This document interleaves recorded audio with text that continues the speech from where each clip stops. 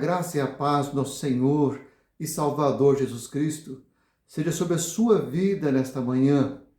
Você é muito bem-vindo, muito bem-vinda na nossa Escola Bíblica Dominical. Como nós já avisamos e já começamos no último domingo, estamos falando nesse mês de abril, já que no mês de abril nós comemoramos a Páscoa, a ressurreição, a morte e a ressurreição de Jesus.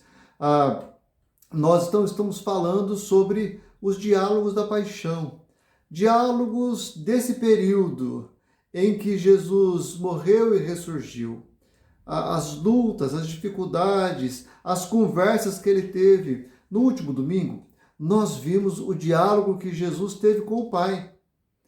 Nesta hora de dor, neste tempo de angústia, o que será que mais ocupava o coração de Jesus?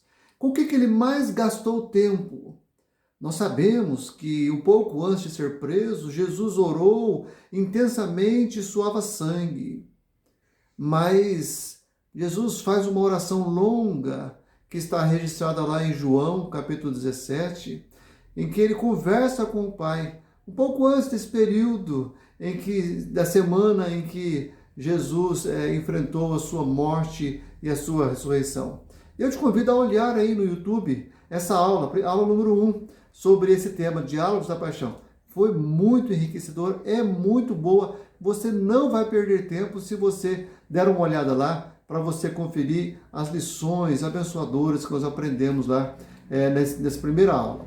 Mas na aula de hoje, nós vamos falar sobre dúvidas e fé. Porque nesse período da sua paixão, no período em que Jesus morreu e ressuscitou, houve muitas dúvidas. E como é que Jesus tirou os seus discípulos da dúvida e transportou-os para a fé? Porque ter dúvidas não é contrário à fé. Ter dúvidas não é contrário a ser um cristão. O que nós não podemos é parar nas dúvidas. As dúvidas devem nos estimular a buscar mais a Deus e a sermos pessoas que crescem em fé. Não é assim que Jó conclui o livro que leva o seu nome? Antes eu te conhecia de ouvir falar, mas agora os meus olhos te veem. No tempo em que ele enfrentou o sofrimento, ele foi atormentado por algumas dúvidas, mas no final do sofrimento ele se tornou uma pessoa de uma fé mais firme, mais convicta. Como é que Jesus lidou com as dúvidas que surgiram no tempo da sua paixão, da sua morte e da sua crucificação e também da sua ressurreição? Eu queria convidar você a lermos a palavra do Senhor, que é a fonte básica da nossa inspiração, e pedimos que o Espírito Santo ilumine nossas mentes e os nossos corações para que possamos compreender o que Deus quer falar conosco enquanto estudamos a sua palavra. Antes de lermos, eu gostaria de fazermos uma oração e eu te convido a orar. Não apenas ouça a oração que farei, mas ore. Faça das palavras que direi as tuas palavras, para que o Senhor ilumine a sua mente e seu coração. Pai, obrigado pela tua palavra. Obrigado porque o Senhor nos revelou a tua palavra e ela chegou até nós. E nós cremos que ela é fonte segura para apontar-nos o caminho e para ajudar a lidar com os dias de luta e de angústia que nós vivemos, inclusive os dias de hoje que nós estamos vivendo. Pai, nós oramos agora, pedindo, Deus, que ao lermos a tua palavra, o Senhor ilumine as nossas mentes, ilumine nossos corações, sim, com o teu Espírito que já inspirou essa palavra, que agora ilumine as nossas mentes e corações, para que possamos compreender e também para que o nosso coração ame a sua palavra e possamos viver conforme ela, Pai. Nós oramos por isso, nós te pedimos isso em nome do Senhor Jesus. Amém e amém. Muito bem. O diálogo que Jesus tem hoje é um diálogo que ele teve com 2 de seus discípulos. Diálogo que se deu no dia em que Jesus ressuscitou. No domingo pela manhã, as mulheres foram ao túmulo buscar levar especiarias para depositar no corpo de Jesus, como se estivesse o embalsamando, né? E chegaram lá, o túmulo estava vazio. E elas voltam e contam rapidinho para os discípulos o que aconteceu, mas isso não muda muito a vida deles. Tanto é que 2 discípulos estavam indo embora para sua casa, estavam no caminho que levava para Emaús, uma cidade que ficava a cerca de 11 quilômetros de Jerusalém. Estamos falando então de um texto, um fato que é narrado no Evangelho de Jesus Cristo, registrado por Lucas, no capítulo 24. Nós vamos ler, aí eu peço que você acompanhe, vai aparecer aqui na tela para você acompanhar também. Naquele mesmo dia, que dia? O domingo da ressurreição. Naquele mesmo dia, 2 dos seguidores de Jesus estavam indo para o povoado chamado Emaús, que fica a mais ou menos 10 quilômetros de Jerusalém. Eles estavam conversando a respeito de tudo o que havia acontecido. E enquanto conversavam e discutiam, o próprio Jesus chegou perto e começou a caminhar com eles. Mas alguma coisa, o que será? Alguma coisa não deixou que eles o reconhecessem. Então Jesus perguntou: o que é que vocês estão conversando pelo caminho?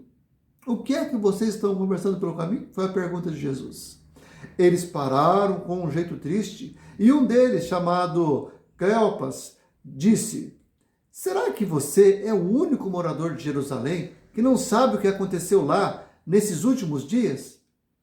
Ou seja, esse Cleopas, ele é alguém que ele se apoiava na grande mídia. Ou seja, todo mundo está sabendo, todo mundo viu o Jornal Nacional, todo mundo viu o que passou no jornal. Será que você é o único que não viu? Todo mundo está sabendo. E você não viu ainda? Continua o texto, versículo 19. O que foi? Perguntou Jesus, né? Responderam: o que aconteceu com Jesus de Nazaré? Esse homem era profeta, e para Deus e para todo o povo, ele era poderoso em atos e palavras. Os chefes dos sacerdotes e os nossos líderes o entregaram para ser condenado à morte e o crucificaram. E a nossa esperança era que fosse ele que iria libertar o povo de Israel. Porém, já faz 3 dias que tudo isso aconteceu. Algumas mulheres do nosso grupo nos deixaram espantados, pois foram de madrugada ao túmulo e não encontraram o corpo dele. Voltaram dizendo que viram anjos que estes afirmaram que ele está vivo. Alguns do nosso grupo foram ao túmulo e viram o que realmente aconteceu e o que as mulheres disseram, mas não viram Jesus. Vou fazer uma pausa aqui nessa leitura. Impressionante. Impressionante como o fato que todos conheciam, o que saiu na grande mídia, o que todos os habitantes de Jerusalém sabiam, só um não sabia, Jesus que estava caminhando com eles, o que todos sabiam, tinha uma força tão grande na mente daqueles discípulos, que nem mesmo o relato das irmãs, tudo bem, pode ser que naquela cultura eles não valorizassem muito a palavra de uma mulher, né? E aí foram os discípulos lá olhar o que as mulheres disseram e viram o que tinha realmente acontecido. Mas percebam que todo mundo estava dizendo uma coisa. Algumas mulheres dizem diferente, eles não acreditam. Uns amigos vão lá e verificam que as mulheres estavam falando verdade, mas ainda assim eles não acreditam. Por quê? Porque todo mundo estava dizendo diferente. Ora, impressionante como que o poder de convencimento que a massa tem sobre a nossa pessoalidade, sobre a nossa intimidade. É porque todo mundo diz, então é mais fácil de acreditar do que se o meu esposo disse, se o meu pastor disse, se o meu presbítero falou, se o líder de célula disse, todo mundo está dizendo o contrário. Então eu acredito no que todo mundo diz. É o que estava acontecendo com esses 2 discípulos a caminho de Emaús. Mas vamos continuar o texto a partir do versículo 25. Então Jesus disse: Como vocês demoram a entender e a crer em tudo que os profetas disseram? Pois era preciso que o Messias sofresse e assim recebesse de Deus toda a glória. E começou a explicar todas as passagens das Escrituras Sagradas que falavam dele, iniciando com os livros de Moisés e os escritos de todos os profetas. Quando chegaram, versículo 28, quando chegaram perto do povoado para onde iam, Jesus fez como quem ia para mais longe. Qual era o povoado para onde eles iam? Emaús, né? Eles estavam indo para Emaús, um povoado que ficava 11 a 10 quilômetros, cerca de 10 quilômetros de Jerusalém, né? Quando chegaram perto do povoado para onde iam, Jesus fez como quem ia para mais longe. Mas eles insistiram, presta atenção nisso, mas eles insistiram com ele para que ficasse, dizendo: fica conosco, porque já é tarde e a noite vem chegando. Então, Jesus entrou para ficar com os dois, sentou-se à mesa com eles, pegou o pão e deu graças a Deus. Depois partiu o pão e deu a eles. Aí os olhos deles foram abertos e eles reconheceram Jesus, mas ele desapareceu. Então eles disseram um para o outro: não parecia que o nosso coração queimava dentro do peito quando ele nos falava na estrada e nos explicava as Escrituras Sagradas? Eles se levantaram logo e voltaram para Jerusalém, onde encontraram os 11 apóstolos reunidos com outros seguidores de Jesus. E os apóstolos diziam: de fato, o Senhor foi ressuscitado e foi visto por Simão. Então os dois contaram o que havia acontecido na estrada e como tinham reconhecido o Senhor quando ele havia partido o pão. Olha só, Jesus ressurreto, né? Vê, certamente com tristeza e até um pouco de indignação, os seus discípulos que tinham andado com ele, voltando para a velha vida, né? Voltando para Emaús, abandonando o projeto que tinham caminhado com Jesus por algum tempo. E então Jesus resolve lidar com aquela dúvida que estava afastando-os da missão. Então Jesus começa a andar junto com os seus discípulos e percebe que eles têm alguns tipos específicos de dúvida. E o primeiro tipo específico de dúvida que eles têm é em relação ao sentido da vida. Ao sentido da vida. Qual é o sentido da vida? Por que viver? Por que vale a pena viver? Por que vale a pena estudar? Por que vale a pena ser honesto? Por que vale a pena fazer as coisas certas? Por que vale a pena ser um cristão? Por que vale a pena isso? Por que vale a pena aquilo? Qual é o sentido? E eles revelam que eles estavam vivendo essa dúvida de maneira angustiante quando eles tentam justificar para Jesus ou explicar para Jesus o que havia acontecido em Jerusalém, já que Jesus disse que não sabia, né? O que foi, né? Jesus disse, o que foi? Né? Jesus não disse que não sabia, né? Jesus queria que eles dissessem o que é que eles viam, ou melhor, como é que eles entendiam o que tinha acontecido em Jerusalém naqueles dias, né? Então, quando eles vão explicar para Jesus como eles entendiam, como eles viam o que aconteceu em Jerusalém, eles dizem assim, versículo 19. Versículo 19 diz assim, Jesus fala: o que foi? Perguntou ele. E eles responderam: o que aconteceu com Jesus de Nazaré? Esse homem era profeta e, para Deus e para todo o povo, ele era poderoso em atos e palavras. Ou seja, é como se ele dissesse assim: se alguém realmente merecia continuar vivendo, era alguém que é tido diante de Deus e de todo o povo como alguém que é poderoso, é profeta, é boca de Deus e é poderoso em atos e em palavras. E ora, esse homem morreu. Então, quando eles expressam como eles viam Jesus, e depois narram que Jesus havia morrido, sido entregue pelos sacerdotes, é como se eles dissessem assim: nossa, se até alguém que é que é profeta e que é, diante de Deus, diante de todo o povo, poderoso em palavras e obras, e ainda assim morre, e ainda assim a sua existência acaba sem ele ter feito algo realmente importante, sem ele ter concluído a sua obra, de que vale viver? De que vale viver? Sabe, é uma dúvida assim que tira o ânimo de viver. Não é de admirar que eles estivessem abandonado a missão. Porque vamos tentar entender, entrar no mundo deles. Esses discípulos, eles faziam parte não dos 12, né? Eles não eram dois entre os 12, porque havia os 12 que eram mais chegados de Jesus, mas havia um grupo de 70 que andavam com Jesus. Lembra uma certa vez que Jesus mandou eles de dois em dois para evangelizar, ir à frente nas cidades onde Jesus pretendia ir? Então havia esse grupo, esses dois discípulos, eles eram desse grupo de 70. Então, essa turma, esses discípulos, eles tinham abandonado suas vidas, abrindo mão dos seus interesses para ir atrás de Jesus, para ir de dois em dois nas cidades, indo à frente, comunicando o Evangelho, falando do reino de Deus.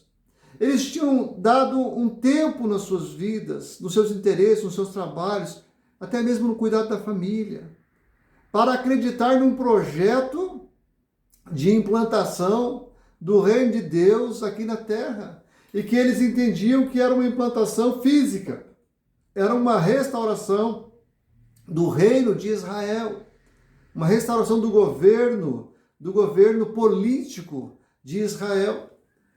E eles eram só discípulos de alguém que era, diante de Deus, diante do povo, um profeta poderoso em palavras e em obras. E esse profeta, o seu ministério, a sua atividade deu em nada, porque ele morreu. Ora, se esse profeta, que era poderoso em palavras e obras, deu em nada sua vida, que dirá das nossas? É como se dissesse assim, não vale a pena. Não valeu a pena nós deixarmos a faculdade, deixar o campo, deixar o comércio. Não valeu a pena fechar a lojinha para poder sair. Não teve sentido nenhum. Foi um erro estratégico, sabe? Eles têm uma dúvida. Qual é o sentido? Qual é o sentido? E aqui nós voltamos a um ensino que nós já pensamos outro dia, que é um ensino que é fruto da mentalidade do nosso tempo, que muitas pessoas só fazem aquilo que vai dar certo. E nós já ensinamos, pela palavra do Senhor, que o certo não é fazermos as coisas porque elas vão dar certo. O certo é fazermos as coisas porque é certo fazê-las. Se vai dar certo ou não, não depende de mim. Deus não nos chamou para produzir resultados. Ele nos chamou para cumprir uma tarefa. O resultado está na mão dele. Mas nós achamos que só tem sentido se nós alcançarmos o resultado final. Esses discípulos também pensavam assim. Morreu. Era poderoso, palavras e obras, mas morreu. Qual é o sentido da vida? Ora, o sentido da vida é viver. O sentido da vida é fazer aquilo que Deus deu para você fazer. Se vai dar certo ou não, se vai ter resultado ou não, não depende de mim nem de você. Depende de Deus, da ação de Deus. Então, eles têm a dúvida sobre o sentido da vida. Talvez você esteja vivendo essa dúvida. Qual é o sentido de estudar? Estou vendo aí tanta gente aí que formou, fez PhD, está morrendo de Covid. Estou vendo tanta gente aí formada que conseguiu esse ou aquele diploma, que conseguiu essa ou aquela colocação, mas não encontra trabalho. Porque em dias de crises, nós temos muitas dúvidas sobre qual é o sentido. Qual é o sentido de casar? Estou vendo tanta gente aí que casou e não está vivendo bem, está triste, está só tendo dificuldade. Qual é o sentido? Mas eles também têm outras dúvidas que os acossam. e faz com que eles desistam do ministério, que faz com que eles voltem atrás, que os desanimam, que está lá no versículo 20. No versículo 20, eles dizem assim: os chefes dos sacerdotes e os nossos líderes Jesus, né? O entregaram para ser condenado à morte e o crucificaram. Eles estão aqui questionando ou tendo dúvidas sobre qual é o valor da vida. Puxa, se os nossos chefes, se os chefes do sacerdote e os nossos líderes religiosos, se os nossos chefes, os nossos líderes entregaram para ser condenado à morte alguém que era profeta, poderoso em palavras e obras diante de Deus, diante de todo o povo, ou seja, se é alguém que merecia ser respeitado, que merecia ser valorizado, se é uma vida que realmente poderia ser dignificada, é essa, de alguém que é poderoso em palavras e obras, de alguém que é profeta diante de Deus, diante do povo. E ainda assim ele é morto, ele é entregue para ser condenado à morte, para ser crucificado, porque a morte de cruz era uma morte vergonhosa. Qual é o valor? Qual é o valor da vida? De que vale? De que vale eu ter um PhD? De que vale eu ter uma faculdade? De que vale eu ter um bom salário? De que vale eu ser uma pessoa honesta? De que vale se me acontece isso? Se eu perco tudo isso de uma hora para outra? De que vale?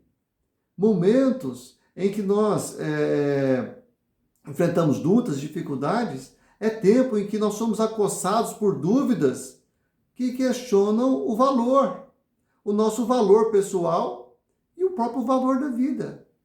Porque muitas pessoas pensam assim: para que viver? Não vejo valor nenhum na vida. Elas não veem sentido porque não alcançaram o propósito e por isso também não veem valor. Falam assim, não alcançaram, não veem sentido porque não alcançaram o objetivo final e não veem valor porque a gente não ganha nada com isso. A gente não ganha nada com esse esforço. Não vem valor. Dúvidas em relação ao valor da vida, elas trazem muito desânimo e tristeza. Mas outra dúvida que os discípulos a caminho de Emaús tinham e que talvez você também tenha lidado é em relação ao propósito da vida. Qual é o propósito?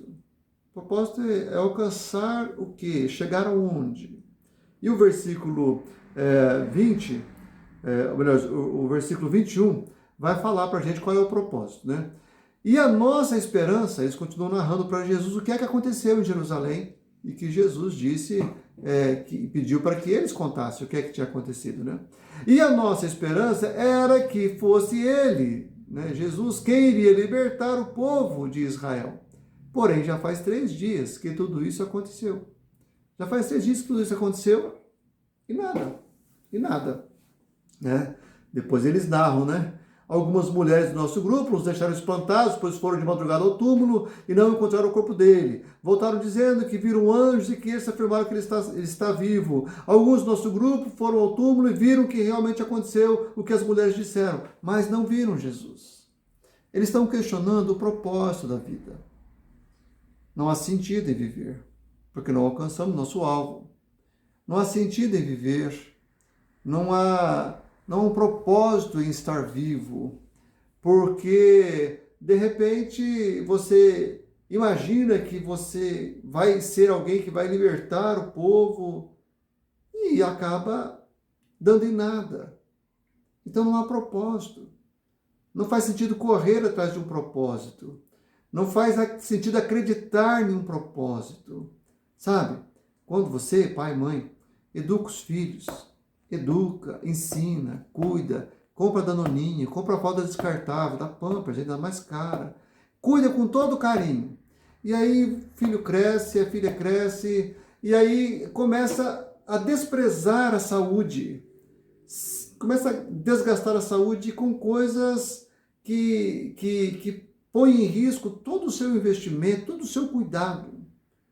E você fala assim, nossa, não alcancei meu propósito. Meu propósito era que eu lutei tanto, muitas vezes deixei até de comprar coisas para mim, para poder dar o melhor para eles, e agora eles jogam fora ou põem em risco isso aí sem nenhum pesar.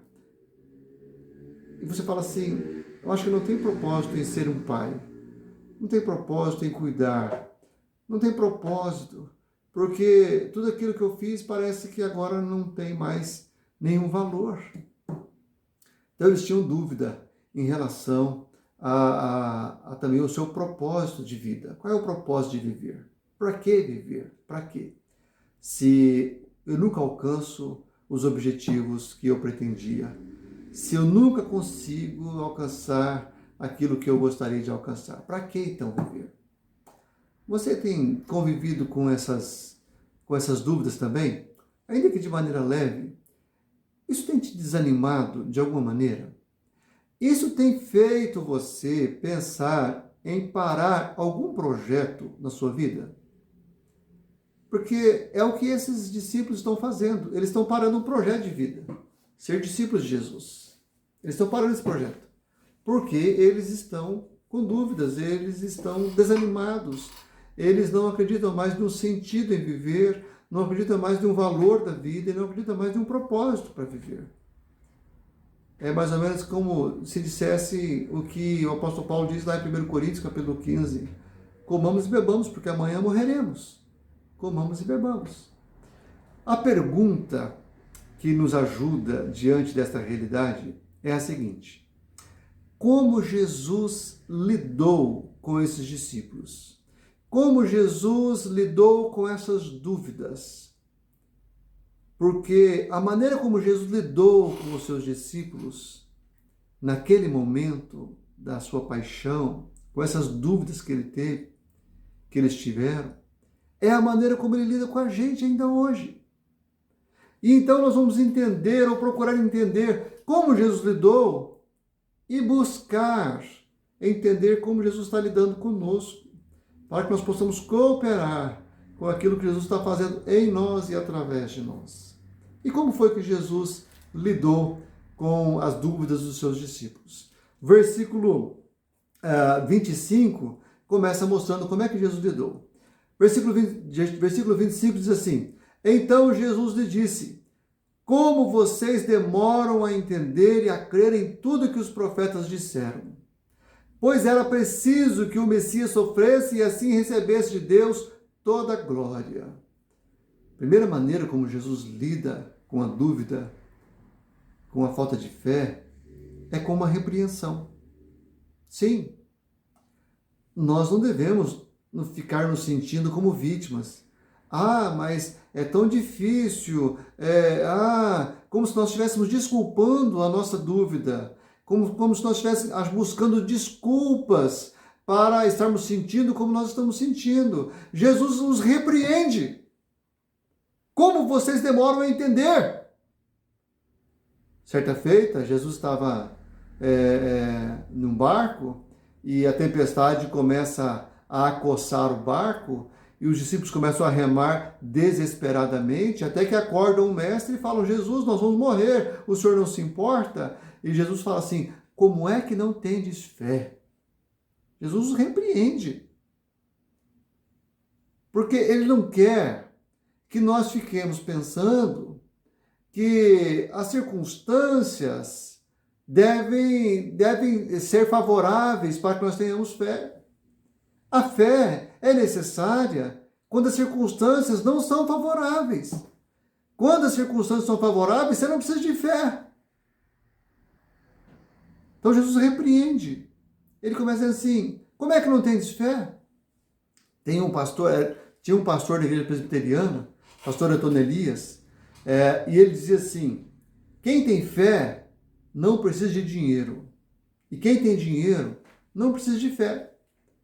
Ora, para que crer que Deus vai suprir as suas necessidades quando você tem 1 milhão guardado no banco? Você não precisa de fé. Você pega o dinheiro lá e usa o seu dinheiro. As circunstâncias, elas não são determinantes para termos fé. E é exatamente na hora em que as circunstâncias são mais desfavoráveis que nós mais necessitamos de fé. É por isso que Jesus diz: como vocês demoram a entender e a crer? É uma repreensão. Então, não fique com mimimi, não fique falando assim: ai, mas eu estou com tanta dúvida. Se você está com dúvida, chegue diante de Deus e fale assim: Senhor, tem misericórdia de mim. Eu creio no Senhor, eu sei que o Senhor é soberano, eu sei que o Senhor é todo-poderoso, mas mesmo assim eu estou com dúvida, mesmo assim eu estou com medo, mesmo assim eu estou ansioso, eu estou ansiosa. Tem misericórdia de mim, perdoa-me, Senhor. Nada de ficar assim: ah, Senhor, eu estou ansiosa, mas também no jornal só fala coisa ruim, mas também tanta gente está morrendo, mas também tem gente nova morrendo. Para com isso! Receba a repreensão de Jesus. Já era a hora de você ter fé. Já era a hora de você falar assim: não, Senhor, o Senhor está comigo, o Senhor já mostrou o seu poder na minha vida e eu vou continuar firme aqui no teu caminho. Jesus os repreende. Passa a mão na cabeça, não. Ele dá uma dura. Ele os repreende. Certamente com amor. Não da maneira como eu estou falando agora. Mas ele faz com amor. Porque as circunstâncias não devem determinar a nossa fé. É a nossa fé que é necessária, exatamente quando as circunstâncias são mais desfavoráveis. É quando as trevas são mais escuras, é que se torna mais necessário a luz. Por isso, esse tempo de pandemia, de muitas pessoas desesperadas, é a hora da igreja. Porque a igreja é que tem uma palavra de fé. Não fé para vencer as doenças. É fé para crer no sobrenatural. É fé para pensar no transcendente. É fé para se alegrar mais com as bênçãos do céu do que com os prazeres transitórios do pecado e desse tempo aqui do mundo que nós vivemos. Essa é a nossa hora. Quando as trevas estão mais escuras, é que nós temos que brilhar a nossa luz. Mas Jesus também, Jesus lida com os seus discípulos de outra maneira. Versículo 27 diz assim: e começou a explicar todas as passagens das Escrituras Sagradas que falavam dele, iniciando com os livros de Moisés e os escritos de todos os profetas. E aqui vem a parte paciente de Jesus, né? Ele começou a ensinar, começou a explicar as Escrituras Sagradas. Como é que Jesus lida com a nossa dúvida? Primeiro, ele repreende, porque ele não espera que nós tenhamos dúvida. Ele não quer que nós fiquemos abrigando dúvida. Você pode ter dúvidas momentâneas, mas depois você busca o Senhor e vai se fortalecer na fé. E aí, Jesus dá a dica. Onde é que você se fortalece? Onde é que você encontra subsídios para você crer, para você entender? Na palavra. E ele começa a ensinar os seus discípulos. Ele os ensina e começa a falar, né? E lá na frente os discípulos vão dizer assim, né? Não nos ardia o coração quando ele nos explicava as Escrituras Sagradas? Sim, porque a Escritura Sagrada por si só, faz arder o nosso coração. Quando nós paramos para ler a palavra e pedimos para o Senhor, Senhor, ajuda-me a conhecer o Senhor enquanto eu leio a tua palavra. Ajude-me a conhecer a tua vontade enquanto eu leio a tua palavra. A Escritura faz queimar os nossos corações. Então, como é que Jesus lida com nossas dúvidas? Com o ensino. Com o ensino. Ele quer nos ensinar. Ele nos envia a palavra. Ele nos envia uma live. Ele nos dá a oportunidade de assistirmos uma escola dominical. Ele nos dá a oportunidade de assistirmos um culto. Ele nos dá a oportunidade de assistirmos uma palestra. Ele nos dá a oportunidade de termos muitos acessos, muitos locais, muitos sites de internet, para que nós possamos buscar informação de confiança, explicação segura da palavra do Senhor. Ele nos ensina. Ninguém pode dizer de Deus, eu não sabia. Porque o ensino, principalmente em nossos dias, ele está sendo dado aos montes. Ele tem sido dado a quem quer buscar. Uma terceira maneira de Jesus lidar com a nossa dúvida é que ele busca aprofundamento. Busca aprofundamento e comunhão. Mas é interessante, porque até então, Jesus toma a atitude. ele repreende e ele começa a ensinar. Ele não pergunta para os discípulos: vocês querem saber o que é que poderia dar a vocês o entendimento necessário para que vocês não tenham dúvidas? Não, ele não pergunta, ele simplesmente começa a ensinar. Ele não pergunta para eles assim: vocês querem ser repreendidos para que vocês se envergonhem? Não, ele não faz isso. Ele simplesmente os repreende. Mas no versículo 28, Jesus, acontece o seguinte: quando chegaram perto do povoado para onde iam, eles estavam indo para Emaús, Jesus fez como quem ia para mais longe. Jesus vou passar adiante, vou passar reto. Mas eles insistiram com ele para que ficasse dizendo: fique conosco, porque já é tarde e a noite vem chegando. Aqui, Jesus não toma a iniciativa. Jesus permite que eles tomem a iniciativa. Jesus quer que eles busquem o aprofundamento. Jesus, ele abre a porta da casa e ele diz assim: olha, há um banquete aqui que vocês podem comer, mas eu não vou obrigá-los a entrar. Se vocês quiserem entrar, então vocês vão se aprofundar. Jesus deixa que eles peçam. Jesus, ele não impõe a sua vontade. Ele não impõe a vontade que os discípulos deveriam ter de se aprofundar, de ganhar mais comunhão com ele, de querer passar mais tempo com ele. Porque eles dizem para Jesus: fica conosco porque já é tarde, a noite vem chegando, fica conosco. Jesus deixa que eles peçam. Então Jesus dá a oportunidade deles tomar uma atitude que os ajudaria a lidar com as dúvidas, ou a dirimir, ou a diluir as dúvidas que eles tinham. Bem, isso para nós deve nos fazer perceber que Jesus, ele tem nos ensinado, mas ele espera que nós o busquemos, que nós queiramos ouvir mais dele, que nós digamos para ele: Senhor, fica mais um pouco, fala mais um pouco comigo, eu quero ouvir um pouco mais. Lembra, não sei se você assistiu a live de oração que nós fizemos na semana da Páscoa, na Semana Santa, na Sexta-feira Santa. Nós fizemos uma live de oração, orando com Jesus no Getsemane. E naquela live de oração, Deus me deu assim, uma percepção que eu achei muito bacana, que Jesus, ele saiu de um culto, ele saiu da celebração da Páscoa lá com os seus discípulos, onde ele celebrou a ceia com os seus discípulos, e ele saiu dali e ele foi orar. Ele foi orar no jardim de Getsemane. Jesus, ele não satisfez com a realização de uma cerimônia oficial, cultica, formal. Ele queria comunhão mais próxima. Então, Jesus, ele também espera que nós, como seus discípulos, o busquemos. Que nós desejemos mais do que o ensino que nos é dado sem nosso interesse, sem nós pedirmos.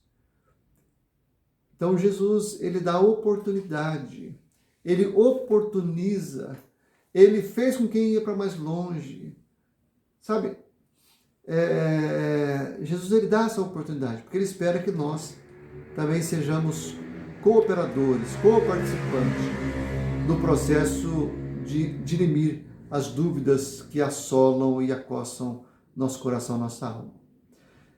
E uma quarta atitude de Jesus para ensinar ou para lidar com as dúvidas dos discípulos é fantástica.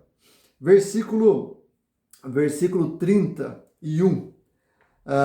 Versículo 30 diz assim: sentou-se à mesa com eles, pegou o pão e deu graças, depois partiu o pão e deu a eles.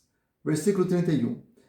Aí os olhos deles foram abertos e eles reconheceram Jesus, mas ele desapareceu.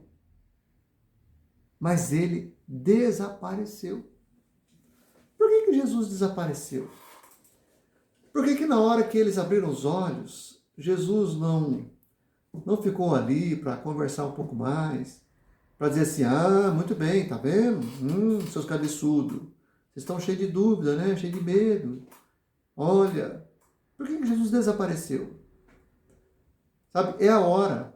É igual o pai e a mãe, né? O pai e a mãe, eles ensinam os filhos, né? Vamos pensar uma mãe aqui. Uma mãe está ensinando uma filha ou um filho, né? Para não ser machista, né? Ensinando um filho ou uma filha a cozinhar. Então, ela primeiro mostra o filho, a filha como é que faz, depois acompanha o filho fazendo e depois ela deixa que o filho faça sozinho. Porque só assim é que o filho aprende. É isso que Jesus está fazendo, de maneira semelhante. Ele repreende para que eles entendam que eles não deveriam ter essas dúvidas. Ele ensina para que eles tenham subsídio de onde firmar a sua fé. Ele oportuniza eles pedirem, eles desejarem caminhar junto, ter comunhão com Jesus, comunhão essa que desfaz toda dúvida. E ele agora deixa que eles exercitem esta confiança por si só. Porque Jesus podia voltar com eles para Jerusalém, de mão dadas, né? Vamos voltar lá para os discípulos, porque eu quero fortalecer eles também. Não. Jesus fala assim, agora com vocês, se vocês realmente creram, se vocês realmente têm fé agora, se vocês realmente perceberam, agora vocês vão voltar lá e vocês vão fazer sozinhos, dizer o que aconteceu, se vocês de fato creram. Jesus deixa com que eles exercitem a sua fé sozinhos, porque só assim que a gente de fato aprende, não é verdade? Você só aprende quando você faz por si mesmo. Né? É assim, na cozinha é assim. Né? Eu me lembro quando eu era bombeiro, né? E nós fizemos o treinamento para bombeiro, e fazer nó era uma coisa difícil. Era difícil você saber ali todos os laços que dá para fazer o nó. Mas a gente só aprendia a fazer o nó quando você pegava para fazer sozinho. O tenente ou o sargento podia mostrar 10 vezes como é que faz o nó. Você olhava lá, entendi. Quando você ia fazer, você não conseguia.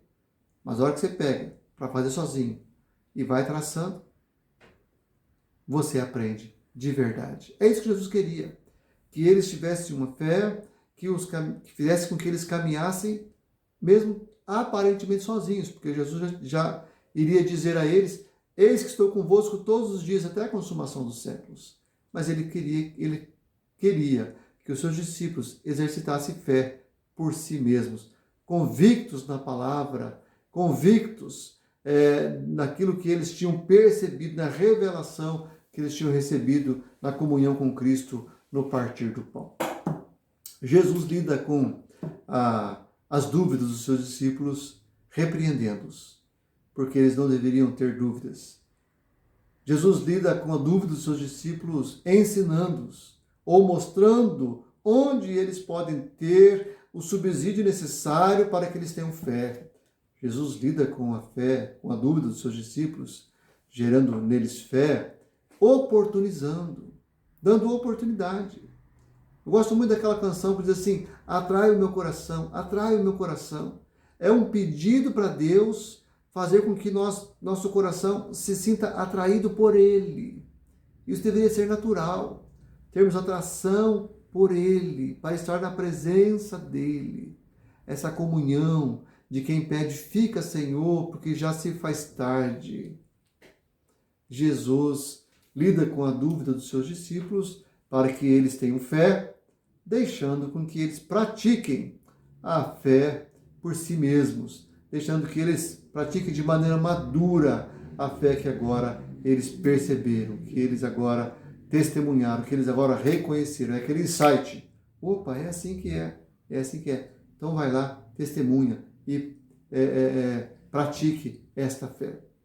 Eu te pergunto, para nós encerrarmos, eu te pergunto, você tem sido fustigado pelas dúvidas quanto ao sentido da vida? Você tem sido fustigado pelas dúvidas quanto ao valor da vida? Você tem sido fustigado pelas dúvidas quanto ao propósito da vida? Pois sinta-se repreendido pelo Senhor. Pois saiba que a palavra do Senhor tem ensino suficiente para dirimir toda e qualquer dúvida. Pois entenda e perceba que o Senhor está disposto, está aberto para ter comunhão contigo, comunhão essa que vai dirimir do seu coração toda e qualquer dúvida. Pois encoraje-se e pratique com fé e testemunhe com fé as suas percepções que te livraram da dúvida, porque só assim a sua fé fortalece, se robustece e ainda abençoa outras pessoas. Vamos orar? Obrigado, Deus. Obrigado porque o Senhor Jesus, com muita paciência, lidou com as dúvidas dos seus discípulos a caminho de Emaús. E nós oramos também gratos, porque sabemos que essa mesma paciência e amor é estendida a nós. Sim, ó Deus, que possamos perceber a repreensão firme e amorosa do Senhor Jesus quando fomos assolados pela dúvida. Que possamos, ó Deus, perceber, Deus, a riqueza da Tua palavra como fonte segura para conhecimento que dilui as nossas dúvidas. Sim, ó Deus, que possamos perceber a porta aberta para termos comunhão contigo. Comunhão essa que dá paz ao nosso coração e tira o véu dos nossos olhos. E que possamos, ó Deus, ter a coragem e a ousadia de praticar a nossa fé. Sim, ó Deus, fortalecendo-a e abençoando outras pessoas, enquanto testemunhamos do que o Senhor tem feito em nós e das percepções que o Senhor tem dado para nós. Nós oramos assim, Deus, em nome do Senhor Jesus. Amém e amém. E é claro, nós não podíamos terminar esta escola dominical sem ouvir aquele hino, né? Que fala, fica, Senhor, já se faz tarde. Deus te abençoe. Até o próximo domingo com mais um Diálogo da Paixão. Divino companheiro no caminho, sua presença sinto logo ao transitar.